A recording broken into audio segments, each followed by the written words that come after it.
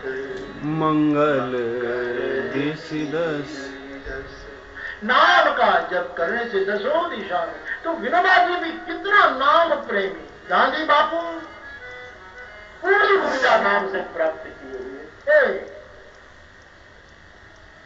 पूरा जगत मिल जाए और कहे कि नाम छोड़ दो तो छोड़ना पड़ता, क्योंकि नाम सब कुछ देता है। एक योगी का आनंद में आधा भाग लगवा देता है नाम की मस्ती। तो कहो कहाँ लगी नाम बढ़ाई राम न सकहूं।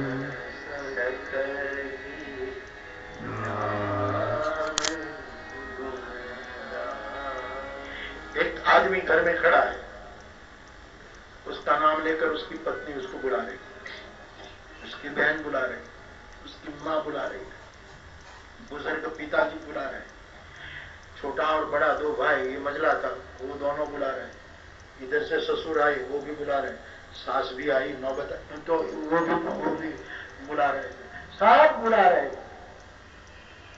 लेकिन इन सब की जो बुला रहे हैं एक साथ में, इतने में इस आदमी का छोटा बच्चा बुला रहा है, पापा आप कब आए, आप कब आए। तो स्वाभाविक है सबकी बात छोड़कर वो बच्चे की बात तुरंत सुन लेता है। भाव कुभाव कैसे भी बालक की तरह होकर कोई नाम पुकारेगा तो हरि उनकी तुरंत सुन लेता है। पदवी वाले लोग रह जाते हैं साहब, रिश्ते वाले लोग रह जाते हैं, और बच्चे को पता नहीं, केवल उसको भरोसा है कि मेरा बाप है, और वो जब पुकारता है तो बाप सुन लेता है। हमारे गुजरात में बहुत बड़े विद्या पुरुष, साहित्य पुरुष, भाव से याद करो आदर के साथ, उमाशंकर जोशी, जिसकी शताब्दी चल रही है गुजराती भाषा में।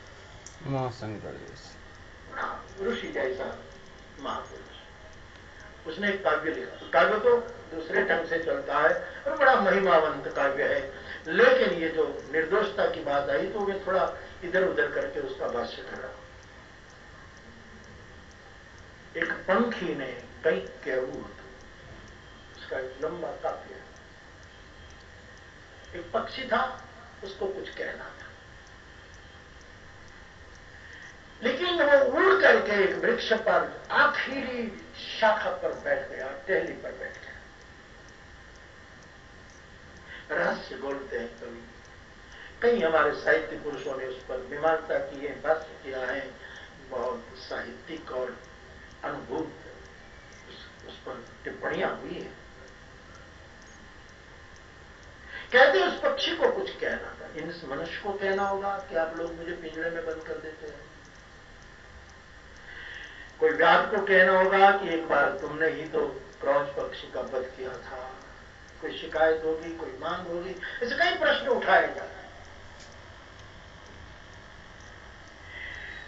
बगल से एक सरिता बहती है, सरिता समझ गई कि पक्षी को कुछ कहना है। सरिता ने कहा कि तेरा संदेश मैं ले जाऊं, बोल। बस पक्षी खुश हो गया, खत की खत भाषा जाने, ऐसे प्रकृति ने भाषा जाने, और पक्षी उड़ गया। और कहते हैं सरिता संदेश ले ली, और उसने जाकर समंदर को सुना दिया ये पक्षी का ये संदेश। समंदर ने कहा नदी चिंता छोड़, मैं ये संदेश किनारे को पहुंचा दूंगा, क्योंकि मैं तो पूरी दुनिया में लगा हुआ हूं, सता हुआ हूं, तो मैं संदेश किनारे को भी पहुंचा दूंगा। समुद्र ने संदेश किनारे को पहुंचा दिया। किनारे ने कहा कि आपकी भर्ती होती रहती है, लेकिन मैं ये संदेश जो आपका है वो बालू को, रेती को पहुंचा दूंगा, समंदर के तट पर जो रेती है उसको पहुंचा दूंगा। रेती को संदेश पहुंचा दिया तो रेती ने कहा कि कोई बात नहीं, जब समंदर का पानी चला जाएगा छोटे छोटे बच्चे यहाँ खेलने आएंगे और उनकी पापा पगली पड़ेंगी, तो मैं इन बच्चों को संदेश पक्षी का सुना दूंगा। और बच्चे को इस बालू ने संदेश सुना दिया। कविता तो दूसरे ढंग से मिलती।